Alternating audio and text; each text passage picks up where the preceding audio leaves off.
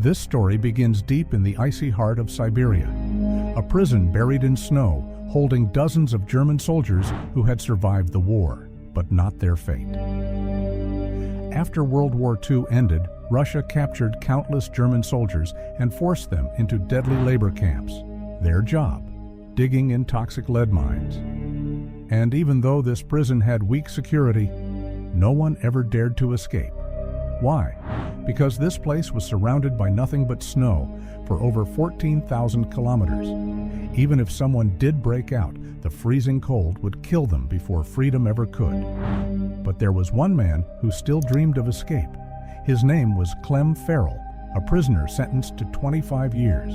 He had a wife, a daughter, and he couldn't spend his life dying in a cell. So one day, Clem finally saw his chance. He jumped onto a coal freight train and fled the prison. For the first time in years, he looked up at the stars. He was free. But just minutes later, the train stopped. Clem peeked outside, and there stood a Russian soldier pointing a gun at his head. His freedom? Gone. They threw him into an open-air cell as punishment. For 2 days, he sat in the ice. Then the warden came to him, cold and smirking. "Your friends are waiting," he said. But when Clem walked out, those friends weren't happy to see him. They were starving. Because of Clem's escape, they had been punished, denied food for 2 days straight. And now, they beat Clem nearly to death. He woke up in the prison hospital. The doctor, also a German prisoner, was stunned by Clem's bravery. Clem told him, "I need to escape again. I can't live like this." The doctor sighed. "Escape means death.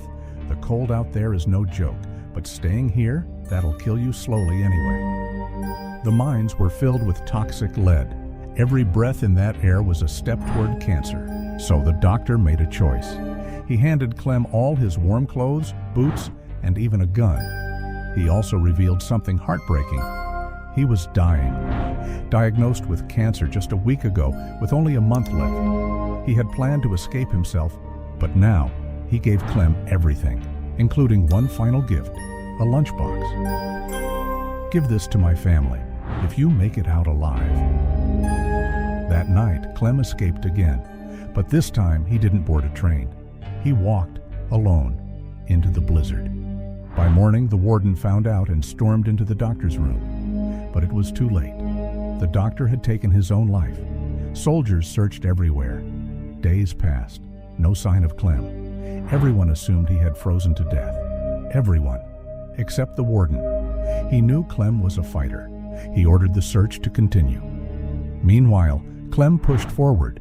He trekked through violent snowstorms with no food, no sleep, no warmth. 9 days later, Clem collapsed.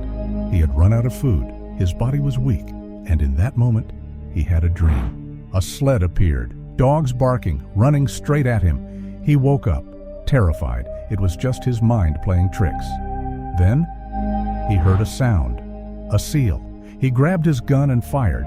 The seal ran. He chased it. Just before it dove into the water, Clem fired his final bullet. He had food now. He cried with joy. A full meal. Finally, he ate, rested, and continued on. But this journey was doing something else to Clem. The isolation, the silence, the endless white. It was messing with his mind. To survive, he started talking to himself, saying positive things, reminding himself of his daughter's face. And every now and then, he checked his compass, making sure he wasn't walking in circles. 2 whole months passed like this. Then, he saw it. A tree. Just one. But it meant everything. That tree was proof he had crossed the Arctic Circle. Clem hugged it like an old friend. He cried. He laughed. He wasn't dead yet. Back at the prison, the warden sent his men to search 500 kilometers in every direction. But Clem had already moved past that, through a forest now, alone. Then, disaster. A blizzard hit. Trees started falling. One slammed down on Clem. But just before it crushed him, 2 men found him, Sam John and Matten. They were gold hunters. They saved his life. The 3 of them continued together and finally made it out of the snowfields. They found a river, built a wooden raft, crossed together. They laughed, told childhood stories. But suddenly the current turned wild. Sam John fell in. He couldn't swim. Clem jumped in after him, dragged him to shore. But Matten? He left them, took the raft, disappeared. Hours later, Matten reached a hut. Greedy and alone, he thought Sam was dead and stole all his belongings. But Clem and Sam showed up. Furious, Sam shot Matten dead. The two survivors moved on, walking for months, still searching for civilization. Winter hit again. The forest turned white. Sam's gear was heavy, slowing him down. Clem offered to help, but Sam grew suspicious. He thought Clem wanted his gold, so he attacked Clem, knocked him out cold. When Clem woke up, he saw wolves.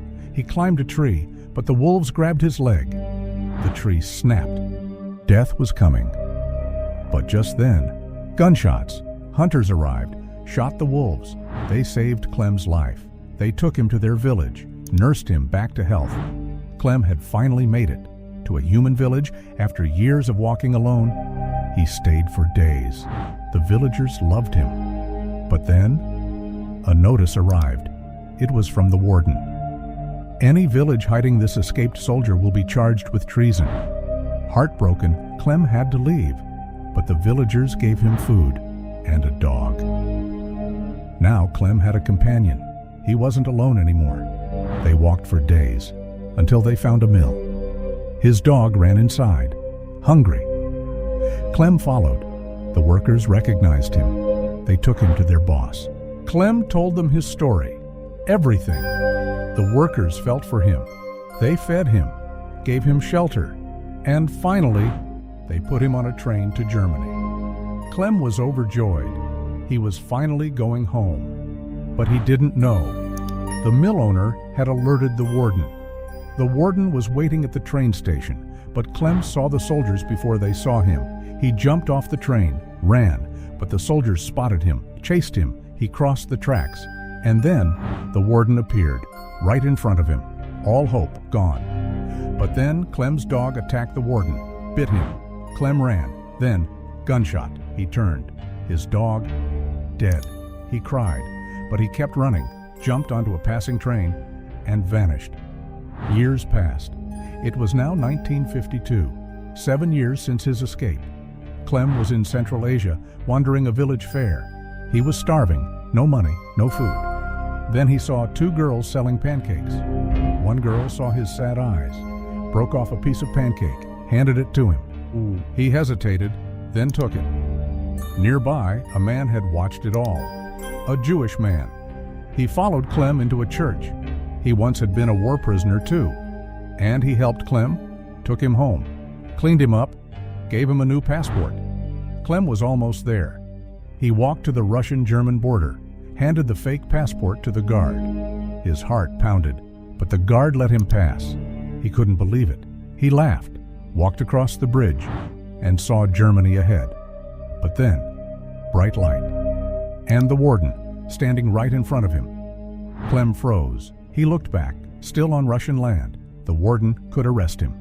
But instead, the warden stepped aside, let him pass.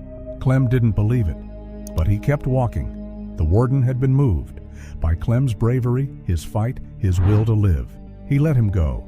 Clem crossed the border. Home. He reached his house, saw his wife, his daughter. They saw him. They ran, hugged him tight. After all these years, he had made it.